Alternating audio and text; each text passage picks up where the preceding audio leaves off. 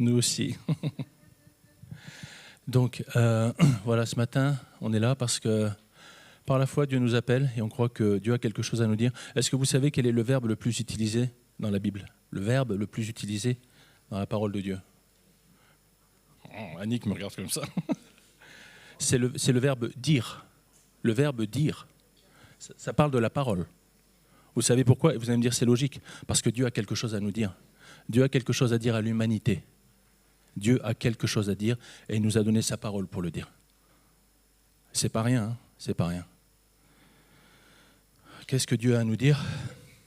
Un mot. Dieu a à nous dire un seul mot.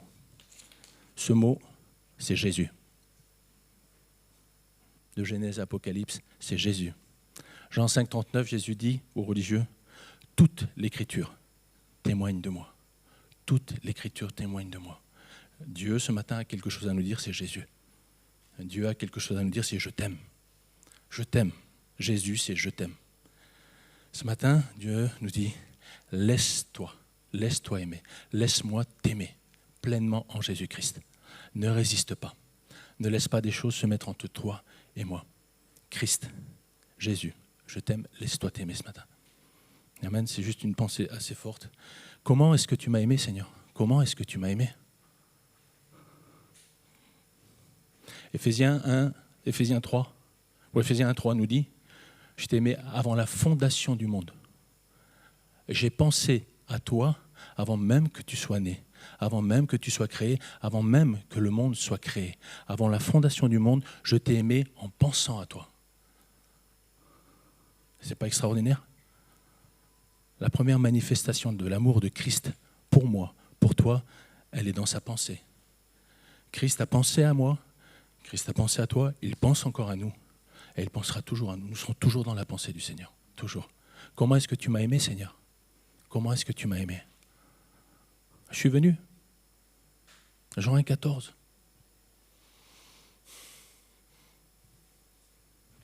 La parole a été faite chair. Il n'a pas fait que penser à nous. Il est venu me rencontrer dans ma misère, dans mes ténèbres, dans mes péchés, dans mes fautes, dans tout ce qui me séparait de Dieu. Il est venu me rencontrer. Comment tu m'as aimé, Seigneur? En venant me rencontrer. Il est venu te rencontrer. Tu le sais, chacun de nous savons exactement où le Seigneur est venu nous rencontrer. Bénissons Dieu pour ça. Bénissons Dieu pour ça. Comment tu m'as aimé, Seigneur? J'ai souffert pour toi. J'ai accepté de souffrir pour toi. Parce que l'amour accepte de souffrir. Et Christ a accepté de souffrir pour moi.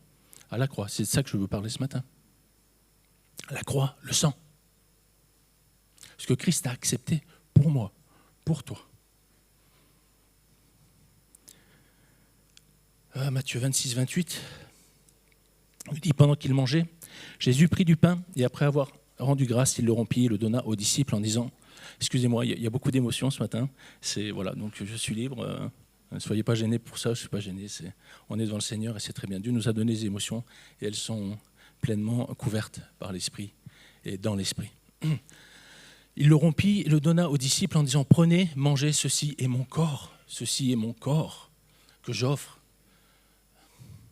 Il prit ensuite une coupe et après avoir rendu grâce, il le leur donna en disant, buvez-en tous, car ceci est mon sang, le sang de l'alliance qui est répandu pour beaucoup, pour le pardon des péchés.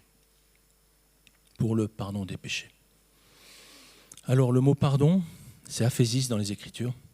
Le pardon, dans toutes les Écritures en général, ce mot est employé pour parler de rémission, plus précisément de séparation. De séparation. Le pardon nous parle de séparation. Christ a séparé quelque chose. Christ est venu se mettre entre quelque chose. Il est venu se mettre entre moi et le péché. Ce qui me séparait de Dieu. C'est ça le pardon. C'est ce que le sang a fait. Il est venu se placer entre. Il est venu séparer ce qui devait être séparé. Le péché. Mon sang répandu pour le pardon des péchés. Pour que Dieu ne puisse plus voir ce péché sur ma vie. Waouh! C'est pas une bonne nouvelle? Franchement, quelle bonne nouvelle, quelle bonne nouvelle, quelle œuvre magnifique. séparer le pécheur de son péché. Voilà ce que veut dire le mot aphésis, une séparation. Et c'est là, c'est vrai qu'il y a une forte différence, on va dire, entre le pardon humain et le pardon divin. Le pardon humain, en général, il s'exprime avant l'exécution de la peine. Vous savez, on t'en fait grâce. Bon, allez, je te pardonne. Je te pardonne. Mais,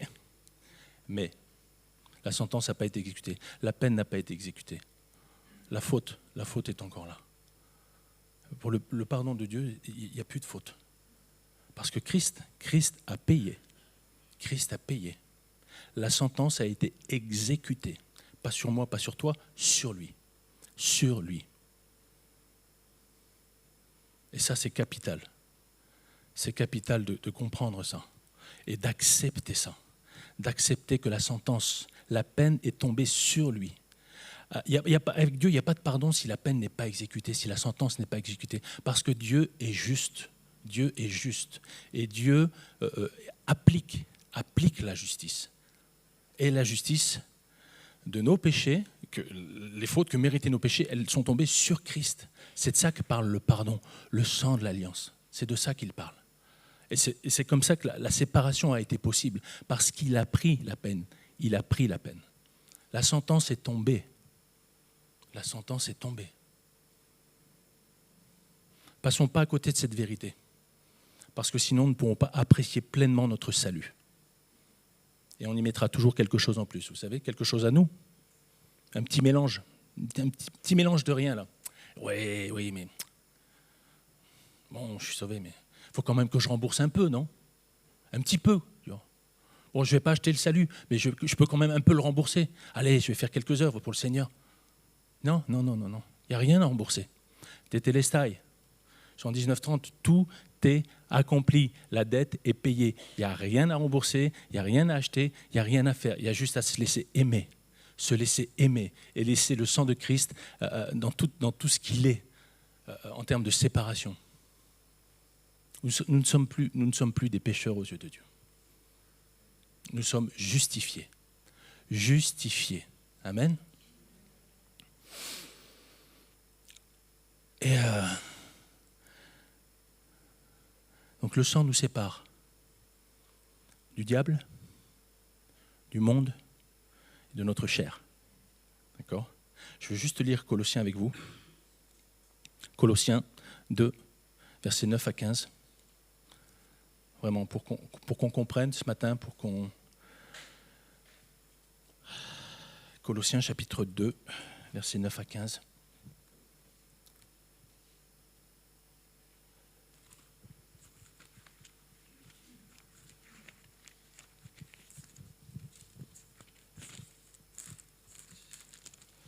Il dit ceci.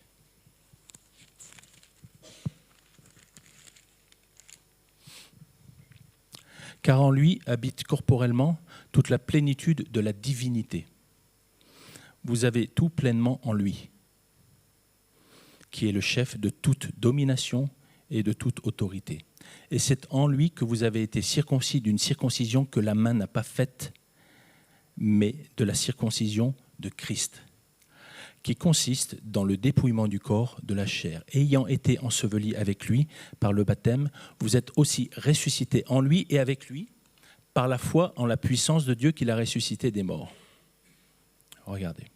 Vous qui étiez morts par vos offenses et par l'incirconcision de votre chair, il vous a rendus à la vie avec lui en nous faisant grâce pour toutes nos offenses. On parle de la chair. Il a effacé l'acte dont les ordonnances nous condamnaient et qui subsistait contre nous. Il l'a éliminé en quoi ? En le clouant à la croix. Il y avait un acte contre nous. Cet acte a été cloué à la croix. C'est ce que Colossiens déclare. Il a dépouillé les dominations, et là on va parler du diable. Il a dépouillé les dominations et les autorités et les a livrées publiquement en spectacle en triomphant d'elle par la croix. Voilà ce que nous dit le sang de l'alliance. Le diable, c'est terminé. La chair, c'est terminé. Tout ce qu'il pourrait y avoir sur ces sujets-là, c'est du mensonge. Mon frère, ma sœur, c'est du mensonge. Et le père du mensonge, c'est le diable. Galates 6, verset 14-15 nous dit « Loin de moi la pensée de me glorifier d'autre chose que de la croix de Jésus-Christ, par qui j'ai été crucifié pour le monde, comme le monde est crucifié pour moi. » Le monde est crucifié. Aussi, le diable, la chair, le monde, c'en est terminé. Le sang de l'alliance nous a séparés de ces choses. Et c'est une vérité, que Dieu nous permette, que cette vérité pénètre notre réalité, la réalité de nos existences, de nos vies ici-bas. Vraiment.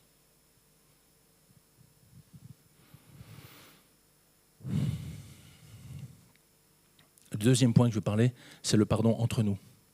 Je viens de parler du pardon entre Dieu et nous, ce que Christ a fait, le sang de l'alliance, mais ça a un effet aussi sur nous, sur l'être humain, la manière dont nous nous pardonnons les uns les autres. Vous savez, dans le temple, il y avait un ustensile qui était utilisé, c'était la louche. La louche. Ma femme rit, je m'en doutais un peu. La louche, c'est l'ustensile de cuisine, enfin bref. La louche, vous savez quelle forme avait la louche? La louche, c'était l'ustensile pour récupérer le sang de l'animal qui devait être amené dans le lieu très saint. Vous savez quelle forme avait la louche? Elle était conique. Elle n'avait pas de fond plat. Vous savez pourquoi? Parce que de l'endroit où l'animal était égorgé, le sang était recueilli, cette louche passait de la main des sacrificateurs à un autre sacrificateur, et elle faisait tout ce chemin, cette louche, de main en main, jusqu'au souverain sacrificateur, au grand sacrificateur, qui lui allait l'amener dans le lieu très saint.